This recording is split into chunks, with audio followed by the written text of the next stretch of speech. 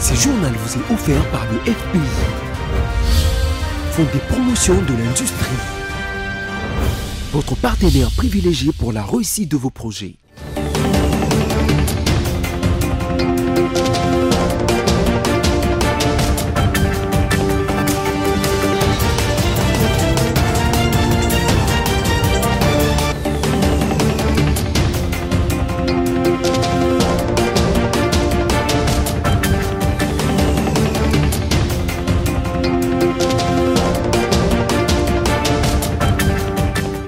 On est ensemble sur BC Télévision. Mesdames, Messieurs, bienvenue. Les sommaires. Nous parlerons dans ces journaux du report une fois de plus des élections des sénateurs en Ituri en attendant la publication de résultats définitifs de législatives provinciales par la Cour d'appel de Bunia. À l'hôtel Memling à Kinshasa, l'UNESCO a organisé une conférence de presse pour sensibiliser les étudiants et les journalistes professionnels aux questions des crises environnementales dans le monde. Après pression, à son tour, Christophe Mbosso, qui est à la tête du bureau provisoire de l'Assemblée nationale, a appelé les députés de la majorité et de l'opposition à finaliser dans le meilleur délai le pourparler en rapport avec les candidatures aux différents postes pour le respect du calendrier publié le 26 avril dernier. Plus de détails dans cet élément. La lenteur de l'installation du bureau définitif de l'Assemblée nationale constatée est aussi à la base de la non-sortie du nouveau gouvernement souminois. Pas plus tard qu'hier, les députés nationaux ont menacé de destituer le bureau d'âge dirigé par Christophe Mbosso, dont, selon certains, est à la base de ce manœuvre. Car, selon eux, c'est parce que ces derniers a connu une défaite lors des primaires de l'Union sacrée de la nation.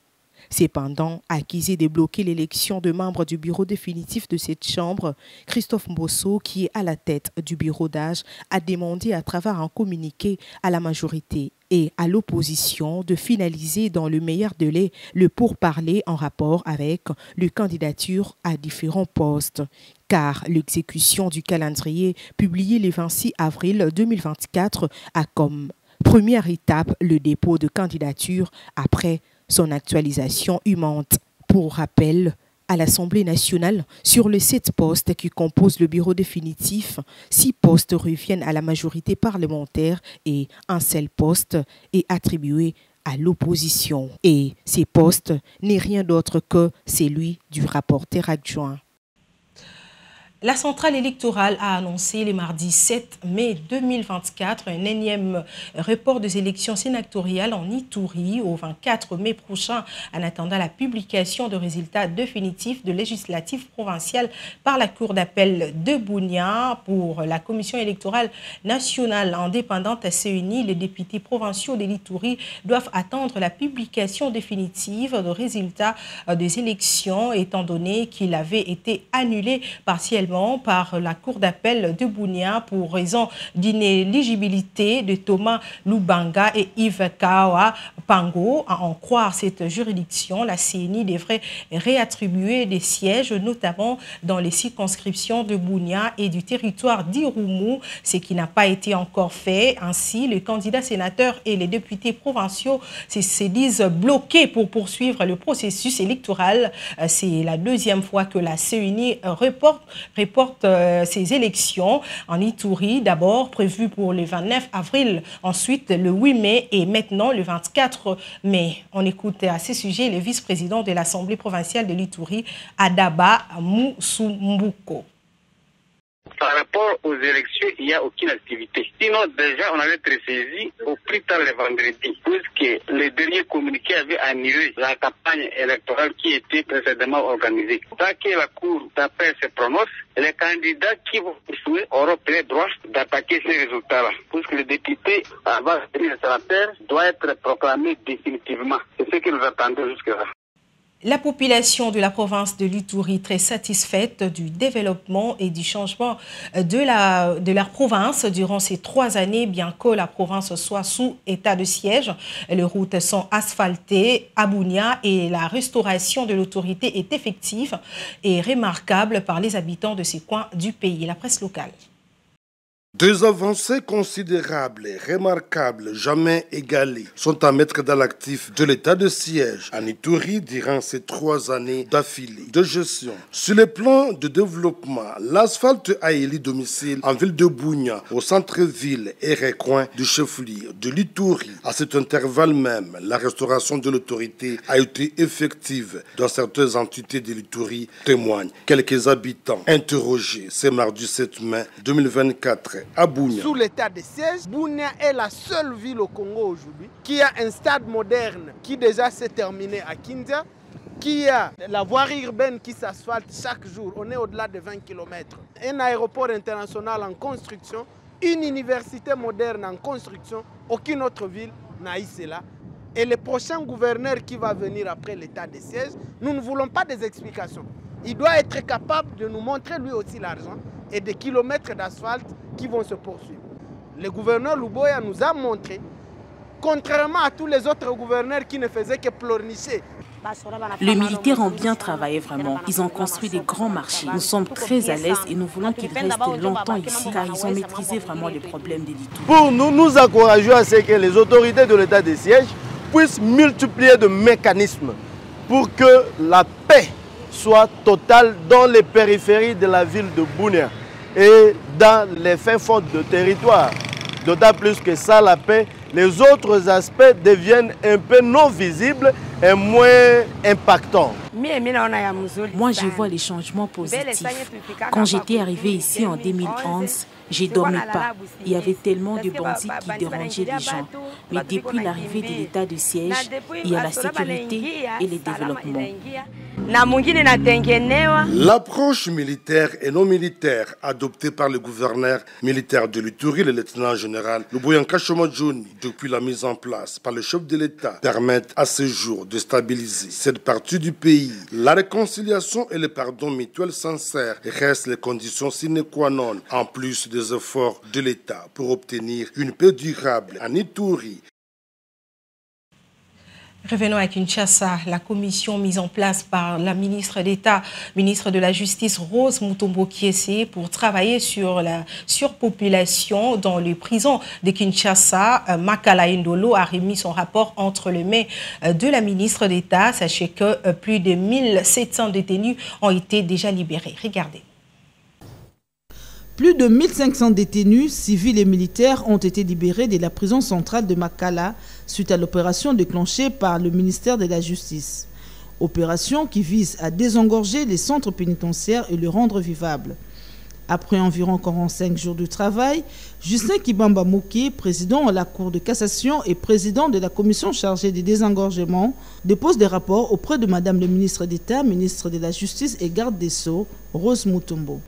Ce que nous pouvons retenir, c'est que la Commission a réussi à faire libérer plus de 1700 prévenus et détenus, civils et militaires confondus. On ne peut pas libérer pour libérer. Il y a les condamnés. Ils doivent payer leur peine. Nous ne pouvons pas nous faire passer pour des auteurs des évasions. Des gens qui sont condamnés, puisqu'il faut grossir le nombre, on les propose à la libération. Je pense que la loi proscrit cela. Donc nous avons fait le travail dans les normes. Et le résultat est là. Parmi les recommandations formulées par la dite commission, l'on retiendra également la construction des nouvelles prisons aux standards modernes. Et pour lutter contre les taux croissants de la criminalité dans la ville de Kinshasa, la ministre d'État Rose Mutombo a proposé l'organisation des audiences foraines en flagrance au niveau des cours et tribunaux, car les colonnes envahissent des espaces à la prison centrale de Makala. Rendons-nous cette fois-ci au Nord Kivu à Goma où les bureaux de coordination des affaires humanitaires OCHA a revu à la hausse le bilan actualisé des explosions qui ont eu lieu le vendredi dernier dans un cas de déplacés de guerre à Goma. Ces bilans fait état de plus ou moins 18 personnes mortes et 32 autres blessées, contrairement à celui du gouvernement provincial du Nord Kivu qui parle plutôt des 14 personnes décédées. Ces bilans provisoires faisant état d'au moins 18 personnes mortes et 32 autres grièvement blessées rendus publics le mardi dernier par le Bureau de coordination des affaires humanitaires des Nations Unies suite aux explosions de bombes qui ont eu lieu dans le camp des déplacés de guerre au quartier Mugunga dans la périphérie de Goma au nord Kivu a été contredit par le gouvernement provincial de la dite province qui a communiqué un nouveau bilan inférieur de 14 personnes décédées. Alors que dans la soirée de ce même vendredi 3 mai, jour du drame, le chef de ce camp des déplacés de Mugunga, Emmanuel Basseme Bassassi, s'est confiant à SOS Média Burundi, parlait déjà des 17 morts et une trentaine de blessés. Pour rappel, dans la matinée du 3 mai, ces bombes présumées larguées par les rebelles du M23 sont tombées dans et aux environs de 4 sites de déplacés sur l'axe Goma-Sake. Les projectiles qui ont explosé sur le site de Lushagala, situé dans un camp des personnes déplacées dans le quartier Mugunga, ont tué au moins 8 personnes sur le coup. De nombreux blessés graves occasionnés par cette explosion ont perdu la vie en cours d'acheminement ou au niveau des structures sanitaires de prise en charge. La division provinciale de santé du Nord Kivu avait présenté un bilan provisoire de 18 morts et 32 blessés, soulignant par ailleurs que cet événement a entraîné une série de condamnations, notamment de la part du gouvernement congolais, la société civile, la MONUSCO ainsi que la communauté internationale.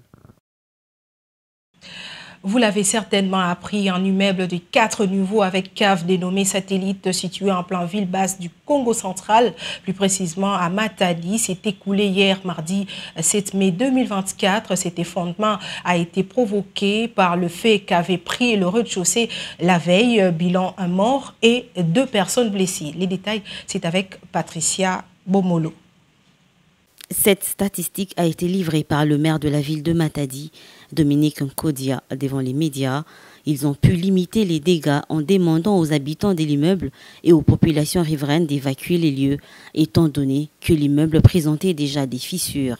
Le ministre provincial des Finances et du Budget, Babi Vangou, représentant le gouverneur Guy Bandou, empêché, s'est rendu en personne sur les lieux de l'incident pour s'enquérir de la situation. Nous sommes venus faire un état des lieux, mais aussi rassurer la population que toutes les dispositions sont prises pour que cette catastrophe que nous avions enregistrée ce matin soit gérée selon les normes et les standards qui sont observés lorsqu'on assiste à de tels cataclysmes.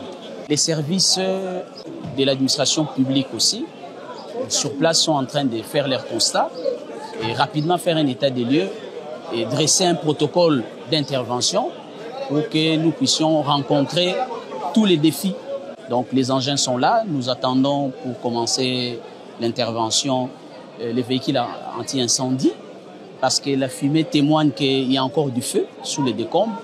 Malheureusement, il y a des gens qui se sont retrouvés prisonniers dans ces décombres et il faudrait faire le travail d'éteindre d'abord le feu et puis d'enlever tous ces décombres et d'essayer de retirer les corps, mais aussi sécuriser les lieux.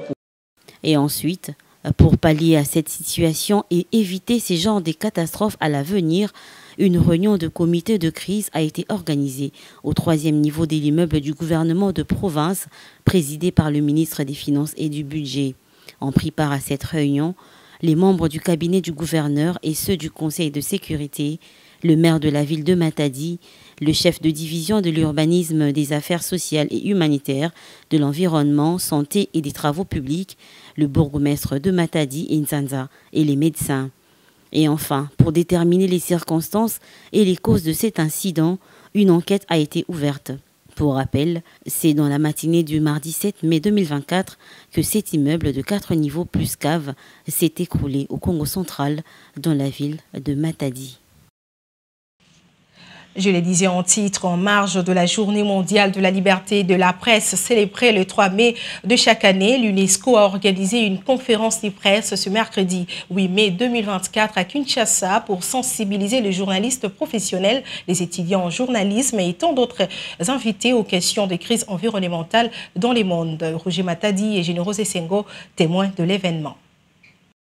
C'est sous les thèmes « Les journalismes face à la crise environnementale actuelle dans le monde, les cas de la RDC » que s'est déroulée la conférence de presse organisée par l'UNESCO en collaboration avec l'INPC et les gouvernements congolais.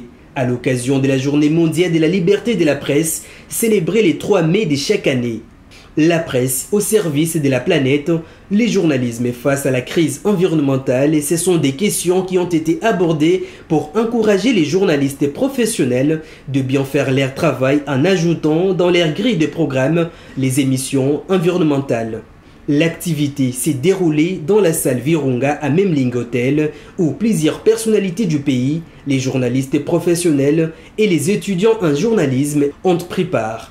Une occasion pour les organisateurs de cette conférence d'expliquer le but clé de la dite journée. L'UNESCO estime qu'il est crucial de souligner que les journalistes indépendants ainsi que les scientifiques sont des acteurs essentiels pour aider nos sociétés à séparer les faits des mensonges et des manipulations, permettant ainsi de prendre des décisions éclairées, notamment en matière de politique environnementale. L'information environnementale aux populations autochtones est une contribution majeure à la promotion d'un avenir environnemental durable. En effet, nous profitons de cette occasion pour féliciter les éditeurs de programmes, les journalistes professionnels et les partenaires techniques du gouvernement qui font de la thématique environnementale leur priorité. Les responsables des médias sachent que oui, leurs entreprises sont des entreprises commerciales et pour cela il faut des bénéfices, il faut tout ça. Mais quelque part, en tant que journalistes, nous sommes là comme des porte-voix de la population et de ce point de vue-là, il faudra faire l'équilibre. Oui, d'un côté, il faut demander voilà, des bénéfices, mais il faut aussi tenir compte des questions cruciales de la population, comme des questions sur les changements ou les réchauffements climatiques. Par ailleurs, la désinformation sur les questions environnementales peut entraîner un manque de soutien public et politique à l'action climatique, ainsi que l'absence de politiques efficaces pour protéger les communautés vulnérables touchées par les changements climatiques. La journée de la liberté de la presse sert à rappeler au gouvernement la nécessité de respecter leur engagement en faveur de la liberté de la presse et constitue également une journée de réflexion pour les professionnels des médias sur les questions relatives à la liberté et à l'éthique professionnelle. En bref et en image, le célèbre arbitre congolais Jean-Jacques Ndala a été désigné par la CAF pour officier la finale retour de la Ligue des champions africaine édition 2024. Cette rencontre qui opposera le club égyptien d'Al Ali à celui de la Tunisie Espérance de Tunis aura lieu le 25 mai au stade international du Caire. Bien avant cette rencontre, la finale aller est programmée pour le samedi 18 mai 2024 en Tunisie. Il sera arbitré par l'Algérien Mustapha Golbal. Et puisqu'on parle du sport battu le mardi dernier par Dortmund en demi-finale, retour sur le même score d'1-0 qu'à l'aller, le Paris Saint-Germain devra attendre encore un an pour espérer remporter la Ligue des champions. Isaac Bompima. Le rêve d'un quadruplé historique s'est envolé ce mardi pour le PSG. Pourtant, toutes les conditions de l'exploit étaient réunies car la fraîcheur et la confiance parisienne auraient dû faire la différence contre un adversaire largué en Bundesliga. Quasiment jamais dangereux en première période, à l'exception d'un sauvetage de Mats Hummels devant Mbappé et une frappe détournée de Fabian Ruiz. Les champions de France ont légèrement haussé le ton après la pause, mais pas assez pour espérer à ces niveaux renverser une situation bien mal embarquée. En effet, dos au mur au retour des vestiaires, les joueurs du PSG débutent avec l'envie et une grosse occasion. Sur un centre puissant venu de la gauche, Ramos dévie pour Zahir Emery, seul au deuxième poteau. La frappe du jeune milieu de terrain échoue sur le poteau alors que le but était vide. 3 minutes plus tard, Dortmund ne laissera pas passer sa chance sur un corner obtenu après une erreur défensive. Mats Hummels profite d'être anormalement seul aux 6 mètres pour marquer d'une tête piquée. Pour se qualifier, alors le PSG se révolte. La révolte aura lieu, mais pour se qualifier, le PSG devait alors se révolter. La révolte aura lieu, mais beaucoup trop tard. À 20 minutes du terme, les Parisiens parviennent à enflammer le match, mais la malchance s'invite. Retenons par ailleurs qu'en frappant 2 fois de plus les montants en fin de match, le PSG prend le record de montants sur la campagne de Ligue des Champions, détenue jusqu'ici par le Barça.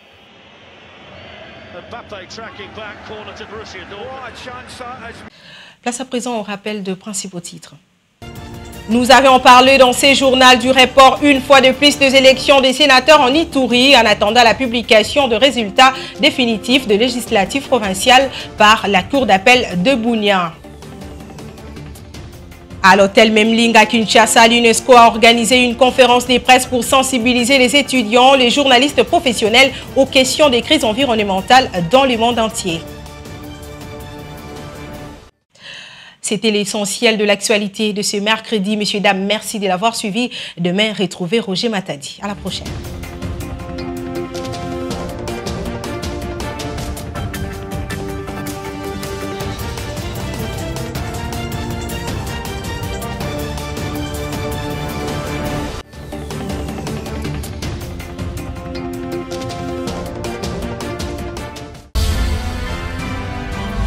Ce journal vous a été offert par le FPI, Fonds des promotions de l'industrie, votre partenaire privilégié pour la réussite de vos projets.